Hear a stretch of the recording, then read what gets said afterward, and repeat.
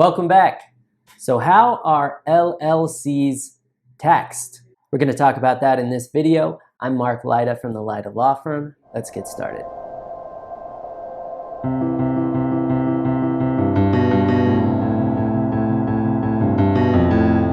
So just like a person can be taxed at the federal, state, and local level, an LLC can face some tax liability at all of those levels as well. However, the biggest distinction you're going to make and the biggest decision you're going to make for how your LLC is taxed is when you declare your tax treatment with the IRS. So I'm talking about the federal level there. It's kind of strange with LLCs because they're really a state law concept. So the IRS does not recognize LLCs as being a type of thing that it knows how to tax.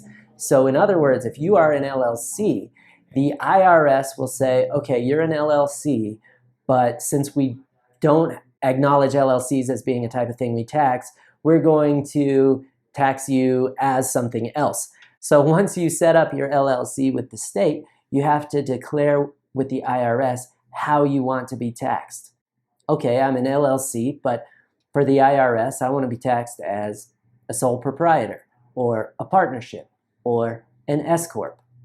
So how do you make that distinction and what does it all mean?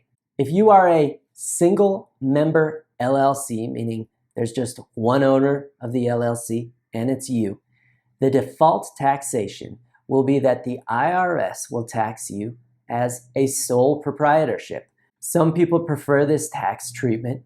The general rule of thumb is that if you are making less than a full-time living wage from your business, then a sole proprietorship can be the best way for you to be taxed. If you are a multi-member LLC, the default taxation will be to tax you as a general partnership. So those are the default types of taxation.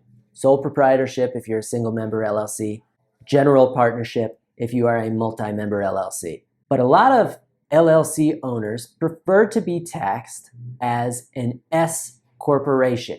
So a lot of times you'll hear somebody refer to their business as an LLC with S-corp election. And what that means is that they have declared with the IRS that they want to be taxed as a subchapter S corporation. The advantage of that is that it's corporate taxation, which can be to your advantage if you're making a full-time amount of money from your business.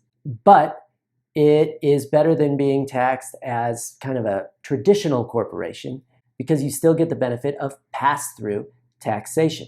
So what that means is that you don't have to pay taxes at both the company level and the individual level by and large. Traditionally, corporations are taxed at the corporate or business level, and then when you take money out of the business, you're taxed on that. So that's referred to as double taxation. You don't want that unless you have to do it. That's why many business owners select S-corp treatment for their LLCs.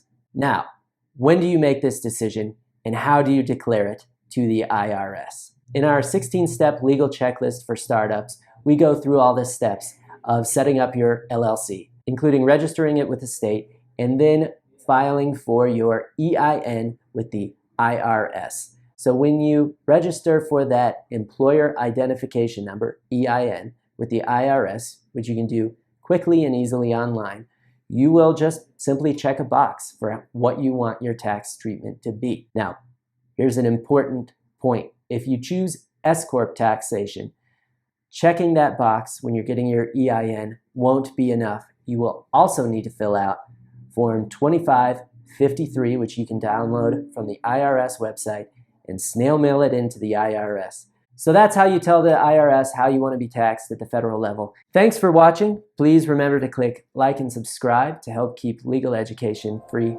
for small business owners.